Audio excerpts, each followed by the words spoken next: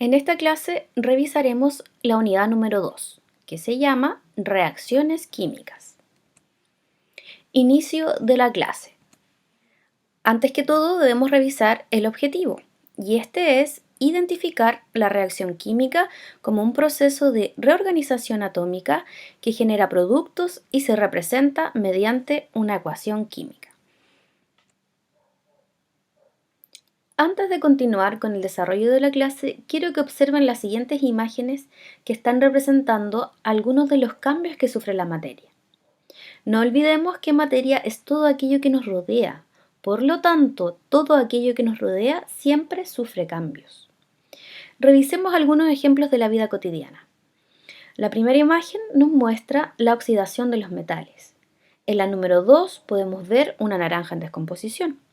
El 3 es una tetera hirviendo y el último nos muestra un fósforo encendiéndose. Todas estas sustancias han sufrido algún tipo de transformación. Ahora quiero que observen detenidamente cada uno de los ejemplos y respondan la siguiente pregunta. ¿Qué cambia en la materia cuando se transforma? Para responder, deberán pausar el video y anotar su respuesta en su cuaderno. Ahora que has terminado de responder la pregunta anterior, podemos continuar con el desarrollo de la clase. Tipos de cambio. Dice que existen dos tipos, el cambio físico y el cambio químico. Cuando hay un cambio físico, se modifica el estado o forma de las sustancias, pero no su composición química. Por otro lado, el cambio químico cambia la composición química de las sustancias. Se forman sustancias nuevas con propiedades diferentes a la sustancia original. Para eso tenemos un ejemplo del papel. En el primero, el papel ha sufrido simplemente un cambio físico, es decir, este cambió su forma, pero sigue siendo la misma estructura, tiene la misma composición química, sigue siendo el mismo material, es el mismo papel. Si observamos el cambio químico que sufre el papel, por ejemplo, aquí estamos quemando el papel, cambia físicamente y además ha cambiado su estructura. Ya no sigue teniendo la misma composición química, sino que se transformó en otro compuesto químico. ¿Ya? Ahí tenemos entonces la comparación de los distintos tipos de cambio. Ahora que entendemos un poquito mejor la diferencia entre cambio químico y cambio físico, responde en tu cuaderno. La siguiente fotografía muestran cambios en el alcohol. Y la pregunta es, ¿en cuál de los dos casos el alcohol experimenta una reacción química? La imagen número 1 nos muestra alcohol hirviendo. Lo que hay ahí entonces es un vaso con alcohol que se ha puesto sobre una llama y se ha calentado hasta que el alcohol comienza a hervir. Y en la imagen número B podemos ver alcohol inflamándose. Es decir, que pusieron un poco de alcohol en un vaso de crisol, que es un vaso que resiste a las temperaturas, y lo único que hicieron fue encender el alcohol. ¿Ya? Entonces en la imagen número 1 alcohol hirviendo y en la imagen número 2 tenemos alcohol quemándose. Entonces ustedes ahora responden en cuál de los dos casos el alcohol está experimentando una reacción química. Lo mismo que la pregunta anterior, van a pausar el video y van a responder la pregunta en su cuaderno. Continuemos. Reconocimiento de las reacciones químicas. En todas las reacciones químicas siempre vamos a encontrar reactantes y productos. Los reactantes son las sustancias que se transforman, es decir, aquellas que reaccionan. Y los productos son sustancias nuevas que se forman o producen después de la reacción. Para reconocer si estamos en presencia de alguna reacción química, existen algunas señales. La señal número 1 es la emisión de luz. Acá yo les puse un ejemplo de los fuegos artificiales. La reacción que aquí ocurre es la combustión de algunos compuestos como el cobre, el bario, el litio, el aluminio, etc. Todos estos compuestos, cada combustión de estos compuestos le va a dar el color característico que tiene cada uno de los fuegos artificiales. Luego tenemos como segunda señal liberación de energía térmica. Y tenemos como ejemplo el hidróxido de sodio más agua. Este hidróxido de sodio es el que ustedes en casa conocen como soda cáustica. Esta soda cáustica se utiliza para poder destapar las tuberías y las cañerías. Cuando esta soda cáustica entra en contacto con el agua, reacciona con agua, libera energía térmica, es decir, libera calor. La señal número 3 es la liberación de gases y tenemos como ejemplo las pastillas efervescentes. Estas pastillas efervescentes, cuando entran en contacto con el agua, liberan unas burbujas. Estas burbujas son óxido de carbono que se produce por la reacción de los bicarbonatos que contiene esta pastilla con el agua. Luego tenemos la formación de sólidos y tenemos como ejemplo a un niño que está soplando sobre un vaso con agua. Lo que aquí ocurre es que el óxido de calcio que está disuelto en el agua y el CO2 o dióxido de carbono del aire que expiramos por los pulmones forman un sólido llamado carbonato de calcio. Esta experiencia ustedes la pueden realizar en casa y ver si efectivamente se forman estos sólidos. Y la última señal es el cambio de color, donde tenemos como ejemplo cuando nosotros exprimimos limón sobre el jugo de una betarraga. Allí nosotros observamos un evidente cambio de color. Cambios de energía en una reacción química. Los cambios de la materia no son espontáneos, es decir, estos cambios no ocurren a partir de la nada, sino que siempre dependen de la energía.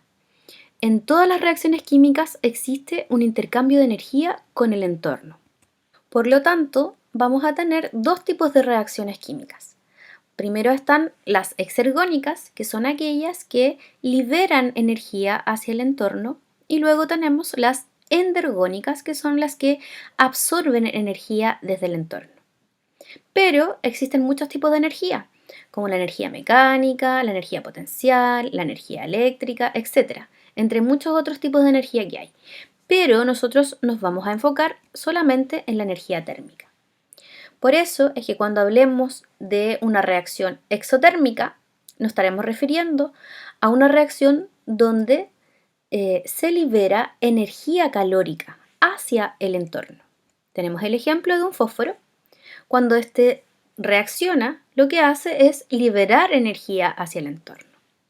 Y luego una endotérmica va a ser aquella que necesita absorber energía desde el entorno. Y tenemos como ejemplo la fotosíntesis, que es un proceso biológico que para que pueda funcionar, para que ocurra, necesita absorber energía calórica desde el entorno. ¿Cómo se genera una reacción química? Bueno, esto lo vamos a explicar a través de la teoría de las colisiones. La teoría de Trautz y Lewis considera que las moléculas son partículas que chocan continuamente entre sí a través de choques efectivos, de choques reales entre los reactantes. Para que estos choques sean efectivos deben cumplir tres condiciones. La primera dice que el choque debe tener la energía suficiente para romper los enlaces entre los átomos y se puedan reordenar las moléculas y formar nuevos enlaces. La segunda condición es que el choque debe producirse con la orientación adecuada para que se formen nuevas moléculas. Y el tercero es que deben además tener una energía mínima necesaria para que suceda la reacción.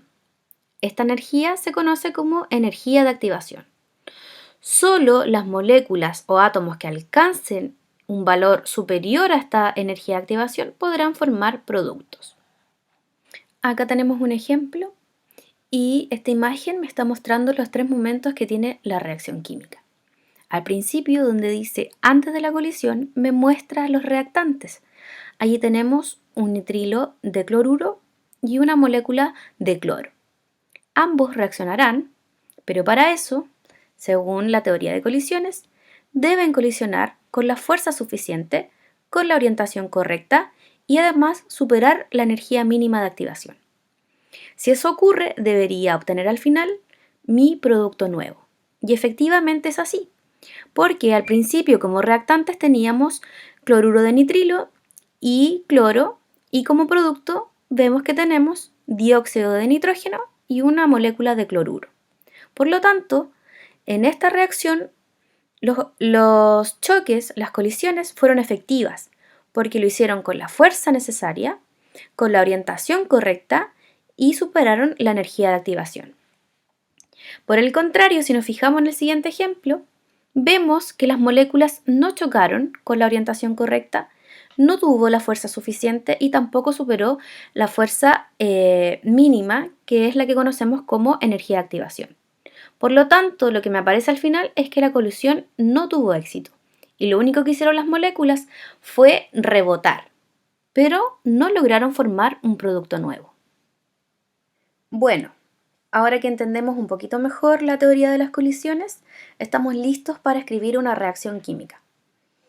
Las reacciones químicas se escriben a través de una ecuación química. Acá tenemos el ejemplo de la ecuación química de la corrosión del hierro. Lo primero que identificamos son los reactantes que se ubican al lado izquierdo de la reacción. En este ejemplo son el hierro y el oxígeno. Ellos reaccionan y se transforman en una nueva sustancia. Luego, al lado derecho está nuestro producto. En este caso, el producto que se formó fue el óxido de hierro 3. Ese 3 en números romanos viene de la nomenclatura que vimos en las clases anteriores. Después nos aparecen algunos símbolos, como el signo más, que significa reacciona con, es decir, el hierro reacciona con el oxígeno. También aparece una flecha al medio de la reacción, que significa se transforma en, es decir, el hierro más el oxígeno se transforma en óxido de hierro 3. Por otro lado, encontramos unos números que aquí están en rojo adelante de los compuestos. Estos indican las proporciones de reactantes y productos. Por lo tanto, tenemos que 4 hierros reaccionan con 3 oxígenos y forman 2 óxidos de hierro. Finalmente, encontramos unas pequeñas letras que se encuentran entre paréntesis al final de cada compuesto y estas nos indican los estados de agregación. Entonces, cuando aparezca una letra S, me está indicando que este compuesto se encuentra en estado sólido. La letra L indica un estado líquido, la G gaseoso y la AC acuoso. Para escribir con precisión una reacción química, una ecuación química, debemos conocer la ley de conservación de la masa. Esta ley nos dice que la materia no se crea ni se destruye, sino que se mantiene constante durante el proceso de transformación.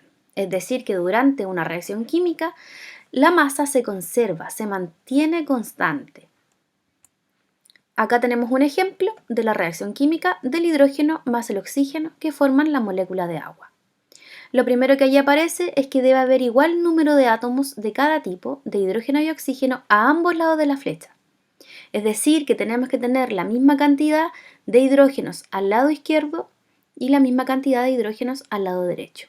Lo mismo con el oxígeno, la misma cantidad de oxígenos al lado izquierdo y la misma cantidad de oxígenos al lado derecho. Para que no sobren ni falten átomos de cada tipo a ambos lados de la flecha, se escriben números delante de los símbolos o fórmulas que indican la cantidad de átomos o moléculas que participan en la reacción. Así la ecuación está equilibrada.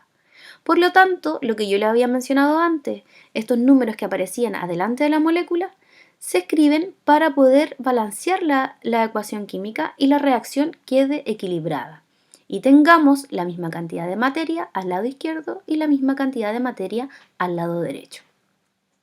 Para comprender un poco mejor la ley de conservación de la masa, revisemos el siguiente ejemplo. Como podemos ver, tenemos dos velas, una al lado izquierdo y la otra al lado derecho. Ambas están dentro de una cúpula aisladas. Además, cada una se encuentra sobre una balanza en equilibrio. Si comparamos, las dos tienen la misma masa, pues se ocupó la misma cantidad de pesas para equilibrarlas. Pero existe una diferencia. La vela del lado derecho está encendida, está sufriendo un cambio químico. Y si recordamos las señales para reconocer una reacción química, podemos decir con certeza que estamos en presencia de una.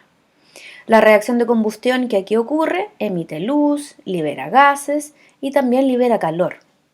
Por lo tanto, la vela está cambiando su composición química, formando nuevos productos. Antes que la vela se encendiera, dentro de la cúpula solo teníamos una vela y oxígeno que corresponderían a los reactantes. Luego, una vez que se ha consumido y quemado por completo, tenemos como producto nuevo cenizas, cera derretida, dióxido de carbono, entre otros. Pero observamos que la balanza no se ha alterado, a pesar de que después de la reacción se han formado más sustancias de las que habían al principio. Estos productos se han formado solo con la cantidad de reactantes disponibles al inicio de la reacción.